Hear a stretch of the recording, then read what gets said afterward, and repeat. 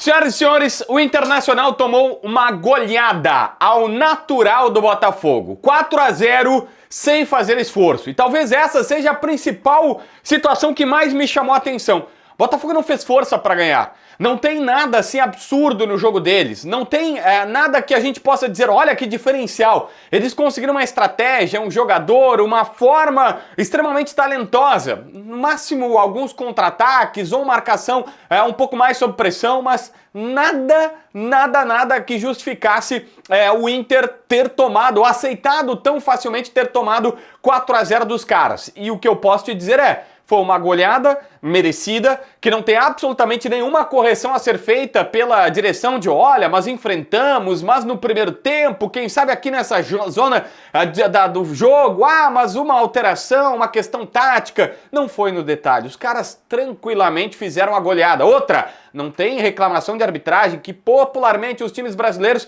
acabam se escondendo, não. Tem que aceitar que dói menos. Tomou 4, poderia ser 5 porque o Nathan Fernandes quase fez o 5º gol. E a verdade existe um problema grave acontecendo. Que ou as pessoas começam a aceitar, ou o Internacional vai ainda cavar mais nesse fundo do poço, de alguma maneira, que está neste momento. Eu nem preciso te dizer que eu fui muito mal lá na KTO, me quebrei, não acertei o resultado. Na verdade, eu tinha dito que era 1-1, empatezinho, porque a gente já imaginava que o Roger iria preservar jogadores. Ele fez isso, mas tomou 4. 1-1 seria um time titular do Inter contra o Botafogo e esticando a corda do jeito que tá, né? Mas a KTO é assim. Às vezes a gente acerta, às vezes a gente erra, é pra brincar, é pra se divertir, vai com calma, com juízo, no entretenimento. Se não quiser, não aposta no Inter. Daqui a um pouco tem um jogo do Campeonato Europeu, vai começar o Mundial na sequência, vai em outras, porque o Inter ultimamente é só pra passar raiva.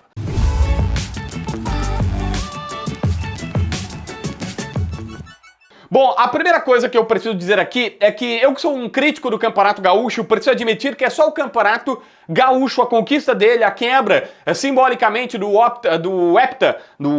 Octa gremista, que faz a gente estar aqui ainda discutindo o trabalho do Roger, do Paixão, do D'Alessandro, do presidente Barcelos, com algum tipo de maior tranquilidade. Eu não vou aqui pedir a cabeça do treinador, não gosto disso, não é a tendência que faça nos meus espaços, mas eu vivo no mundo real, em que 90% da torcida nesse momento estaria lá protestando, batendo panela no estádio Beira-Rio, erguendo faixa na guete, fazendo pressão no aeroporto para a saída do treinador. Isso não acontece por conta, é verdade, da campanha do ano passado, mas pelo título gaúcho. Isso simbolicamente precisa ser falado por uma pessoa tipo eu, que não gosto do gauchão, que acho que os estaduais prejudicam demais o calendário, mas eu insisto, eu vivo num mundo real, em que as pessoas valorizam isso e hoje só a conquista dá esse respaldo um pouco maior para o técnico Roger Machado.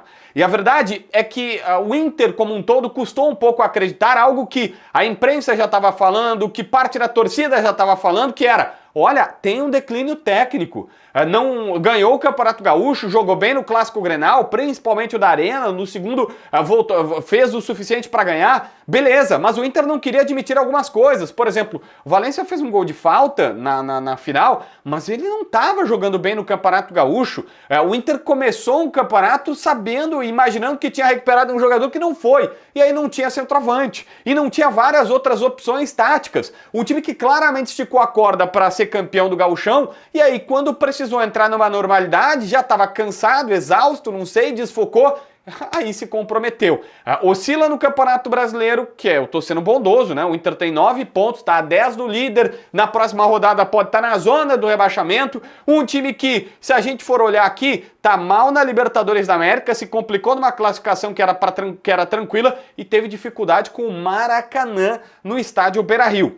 E isso tudo com o Bisol na semana passada indo para entrevista com uma Folha para defender o trabalho do Roger através dos números, e a gente dizendo, não, tudo bem, pode ter números bons ainda, mas assim, vocês estão vendo pro jogo, estão olhando pro campo. O D'Alessandro foi falar na Colômbia e ficou num morde-a-sopra com a imprensa, dizendo, não, eu não concordo com as avaliações de vocês, mas depois ele dizendo, não, realmente tem uma oscilação, não, mas realmente tem uma bola alta que o Roger precisa melhorar, e todos os pontos que a imprensa estava falando, a gente só não concorda em individualizar, só não pode individualizar. Poxa, mas aqui a análise tem que ser individual. Olha para o jogo de hoje, se tu não achar que o Rogel falhou grotescamente ao não se reposicionar no contra-ataque, ter que sair correndo e nitidamente velocidade não é o forte dele, que o Aguirre tinha chance de acabar logo com o primeiro gol dos caras e também errou. Tu precisa fazer análises individuais. Isso não é massacrar o jogador, não é ser desrespeitoso com ele, pelo menos da minha parte. Eu sempre tento lembrar que existe um outro ser humano e eu trato como gostaria que me tratassem, fazendo uma crítica pontual, porque é este o trabalho dele e os caras são bem remunerados justamente por todo esse ecossistema que tem, da torcida acompanhando, da imprensa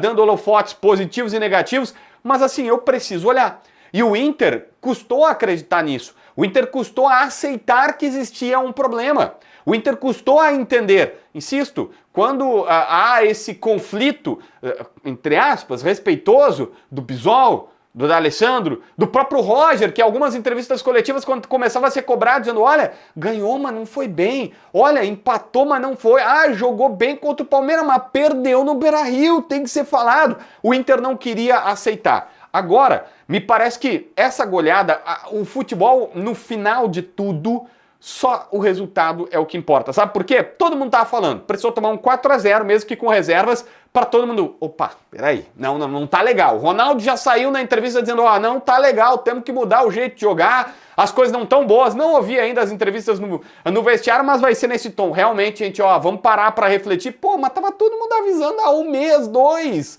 Sabe, tipo, era tão mais fácil já ter entendido internamente, ter dito, gente, nós não vamos fazer crise aqui, mas não tá legal, a gente vai mudar algumas coisinhas aqui. O jogo nitidamente foi rifado, tá? O Inter fez um Abril terrível, e Abril só jogou em casa. O Inter só joga em casa em Abril e foi mal.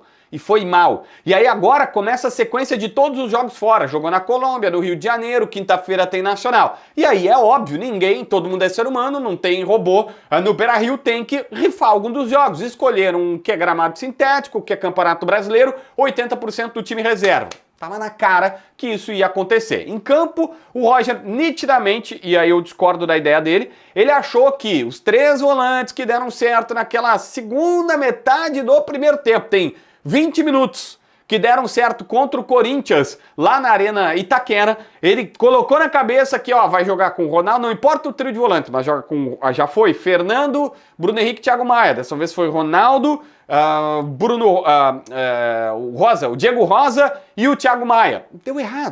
Deu errado, fica sem um meia pensador, embora o Romero entrou no segundo tempo, não fez a menor das diferenças no todo do Internacional. O Inter abriu 2 pontas, 2 meias, ficou uma linha de 4 defensores, o Ronaldo na frente, os 2 volantes, o Diego Rosa e o Thiago Maia, os 2 pontas quase que em linha, claro que eles caíam, mas em linha, não tinha um meia armador e tinha o centroavante lá, o Luca, sozinho no comando de ataque. O Inter não produziu nada, ao natural os caras foram.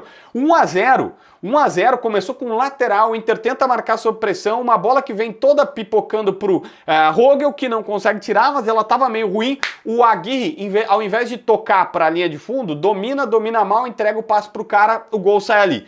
No segundo tempo, o Wesley estava tentando fazer alguma coisa, foi o único que jogou na ponta esquerda, o John fez algumas jogadas boas, e aí o Marlon Freitas, 2 dos lançamentos longos para ele, que o Rogel, que errou assim uma enormidade nesses 2, tá? Tem um que ele tá no escanteio, tem um que ele tá no escanteio, ele volta a passos de formiga, assim, olhando o lance, aí uma bola pinga no meio campo, ele ficou olhando, e ele não viu que o Arthur tava saindo das costas dele. O Marlon Freitas faz o lançamento, o Rogel obviamente não alcança, cara a cara do goleiro, faz o 2-0. 3-0 é muito parecido, só que com o Cuiabano, em cima do Rogel. 3-0, Cuiabano meteu no ângulo já no segundo tempo, não tinha o que falar. E o 4-0 foi o único que foi sem ser contra-ataque, mas minimamente de uma jogada que foi golaço, tá? Alex Telles mete uma bola no ângulo de novo, de fora da área, foi tão bonito que todo mundo no Inter ficou olhando. Os caras ficaram assim, olhando, parando. Que aí tu começa a ter algumas situações de, será que esses caras estão comprometidos com as ideias do Roger? Será que esses caras vão chegar no vestiário revoltados, indignados, dizendo assim, gente, pelo amor de Deus, a gente não pode tomar 4, sabe? Isso aqui é internacional, futebol profissional, tem alguma coisa? Aquela história, o Baldasso tá ali dizendo, eu quero ver os bastidores do Inter. Eu sempre disse isso, essa tese eu sempre falei. Pra mim, clube de futebol divulgava também bastidor de derrota. Pro torcedor, até pro torcedor ver essas séries de Netflix, Amazon.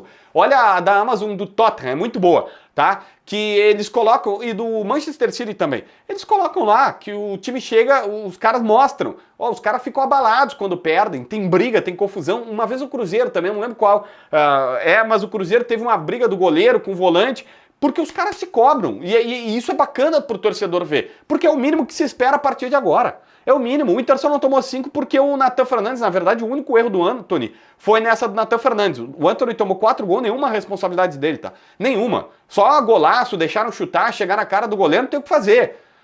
Nada do Antony. Só essa que o Antony sai mal do Nathan Fernandes, ele dribla e aí vem um pé salvador. Gente, não tem nada de novo no Inter tá jogando mal. Nada.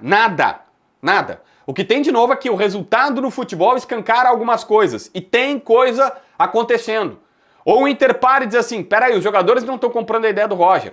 Os jogadores não estão conseguindo executar o que o Roger está pedindo. O jeito de jogar precisa mudar. A confiança saiu do Beira-Rio. Eu não sei.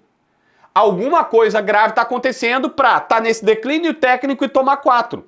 E agora é hora daqueles caras que a gente tanto elogiou, Roger, Paixão, D'Alessandro, trabalharem. É para isso que eles são contratados também, para esses momentos. Eles são caras badalados, bem remunerados, muito elogiados pelo que já fizeram e fazem, e agora é a hora deles. É de chegar e sentar e dizer, opa, peraí, vamos lá, vamos admitir, não tá legal. A gente não queria dar o braço a torcer para a imprensa e parte da torcida, mas não tá legal. O que a gente vai fazer? Não, vamos fazer isso e aquilo. Tá bom, não tem problema nenhum. Eu não quero ser dono da razão, até porque sou só um jornalista. Mas assim, acho que tá na hora do Inter admitir. Inscreve no canal, assina a notificação, deixa teu like, comenta aqui embaixo para ver mais vídeos.